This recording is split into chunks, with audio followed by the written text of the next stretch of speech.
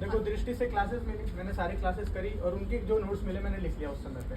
वो जो बुक्स मिली थी मैंने सारी बुक्स नहीं पढ़ी, क्योंकि जब हम कोर्स परचेज करते हैं बहुत सारी बुक्स मिलती हैं, तो उस बुक्स में अगर मेरे नोट्स में कोई ऐसा चैप्टर है जो इंपॉर्टेंट है उस नोट्स में नहीं है, क्योंकि टीचर कभी कभी बच्चों को बोल देता है आप ये पढ़ लेना, क्योंकि हर एक चैप्टर को पढ़ाना टीचर के बस की बात नहीं होती उतने कम टाइम में। तो कुछ चीज़ें जैसे ज्योग्राफी में इंडियन ज्योग्राफी की कुछ चीज़ें मैंने रेफर करी थी, या मैपिंग की कुछ चीज़ें दृष्टि की बुक के पीछे मैपिंग का बहुत अच्छा एक नोट्स टाइप में दिया हुआ है, वहाँ से मैंने मैपिंग को बहुत अच्छे से किया था।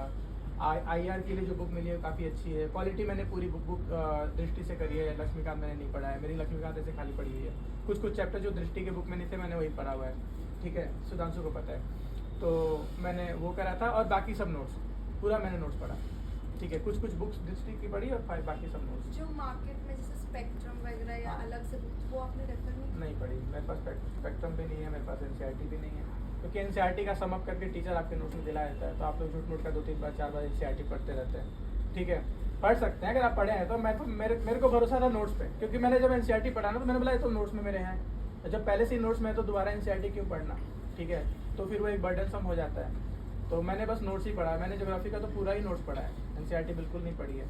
हिस्ट्री में भी सर ने जो नोट्स दिए थे, कुछ PDF मिली थी, मैंने उसी को कराया, मतलब बहुत ज़्यादा मैंने, हाँ हिस्ट्री की जो बुक आती है दृष्टि की वो मैंने अच्छे से पढ़ी है, क्योंकि बहुत छोटी भी है। स्पेक्ट्रम आई थिंक बहुत मोटी बुक है, मैंने देखी थी किसी के हाथ में, तो मैंने वो दृष्टि की बुक से ही हो गई, ठीक है। ये इसीलिए तो मैंने पॉलिटी नहीं पढ़ा, लक्ष्मीकांत भी देख के मैं डर गया था तो मैंने छोटी सी थी बुक पॉलिटी की दृष्टि की, तो मैंने वही पढ़ लिया। लक्ष्मीकांत के नीचे रहे वो भी दिखा दो। और किसी का सवाल उधर, हाँ पूछिए। अलग अलग नहीं करना, साथ में लेकर करो।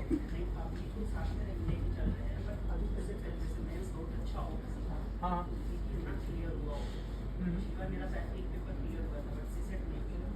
अच्छा, मतलब आपका मेंस अच्छा हो और प्री अच्छा नहीं हो। PT के लिए तो मैंने नोट्स पे ही रिलाई किया था, ठीक है, और हाँ पूरी तरीके से नोट्स को ही रिलाई किया था मैंने, और नोट्स ही पढ़ा था। और आपके नोट्स और मेरे नोट्स कैसे हैं, क्या डिफरेंस है, ये मैं नहीं बता सकता, बट मैंने नोट बड़े शिद्दत से बनाया था। और जब भी मैं टेस्ट देता था और कोई ऐसी टॉपिक या फिर कोई ऐसा क्लॉज या फिर कोई ऐसा एक्स्ट्रा पॉइंट, जैसे साइक्लोन पढ़े, साइक्लोन में 4 पॉइंट मेरे नोटबुक में है, बट एक पॉइंट ऐसा है जो मुझे टेस्ट सीरीज से मिला, तो मैं कभी कभी लिख लेता था, ठीक है। या फिर अलग से दीपांशु सर ने बोला था ना, अलग से एक मोटी सी आप टेस्ट सीरीज के लिए नोट्स की बुक वो बनाओ, तो मैं वहाँ से पढ़ लेता था, ठीक है। और मैगजीन मैंने पढ़ी थी 12 महीने की पूरी प्रॉपर, 4-5 बार रिवीजन किया था उसका, मेरी पूरी मैगजीन घर पे है, तो उसको हाँ दृष्टि का ही मैंने पढ़ा था पूरा मैगजीन, ठीक है। जनवरी से लेकर के अप्रैल तक की जो भी मैगजीन आती है, जैसे आप अपीयर करो 2026 में, तो जनवरी 2025 से लेकर के अप्रैल 2026 तक जितनी भी मैगजीन आती है उसमें सबसे important environment, science and tech, economy और IR, ये आप अच्छे से पढ़ जाओ। और लास्ट में करंट अफेयर्स के 10 पेजेस होते हैं, ठीक है, वो आप पढ़ जाओ और उसको 3-4 बार पढ़ लो, आपको पूरा याद हो जाएगा।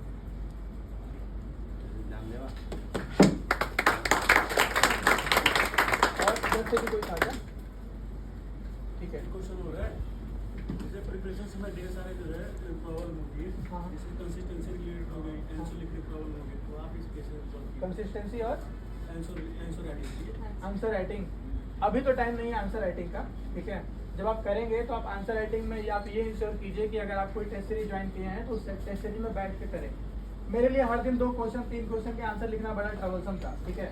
तो मैं सोचता था कि संडे को जब 10 या 20 क्वेश्चन वाले टेस्ट होते थे दृष्टि में मैं वही दे देता था, ठीक है। एट द बिगिनिंग पॉइंट, हाँ बिगिनिंग से शुरुआत में कैसे आपने जो है, जैसे शुरुआत में के सारी राइटिंग मतलब अच्छी नहीं होती है, हाँ मेरे भी 250 में से 40-50 नंबर आते थे।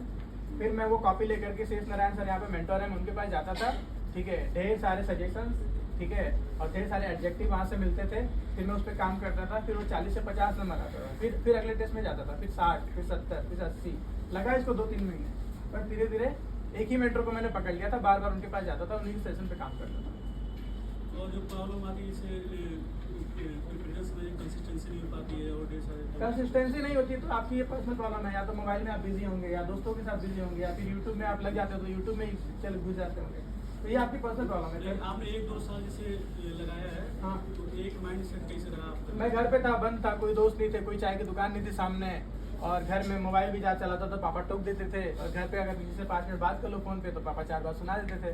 तो मेरे को कंसिस्टेंट करने के लिए पीछे घर वालों का काफ़ी ज़्यादा योगदान था, ठीक है। मैं काफ़ी कंट्रोल में था, तो वहाँ पे हो गया। मुझे लगता है कि घर से ज़्यादा आपको बेटर इन्वायरमेंट नहीं है, बट स्टिल अगर आप घर पे नहीं पढ़ पा रहे, लाइब्रेरी को ही घर समझ लीजिए, तो ठीक है। अपने मेंटर्स को अपने पेरेंट्स समझ लीजिए। मेंटर कौन था आपका? तेज नारायण सर थे, यहाँ पे बैठते हैं, ठीक है। ताकि से पिछले 1-1.5 साल से मेंटर है मेरे, तो वही थे, उन्हीं को मैंने फॉलो करा है। और कोई सवाल है? चलिए फिर आप लोगों को बहुत सारी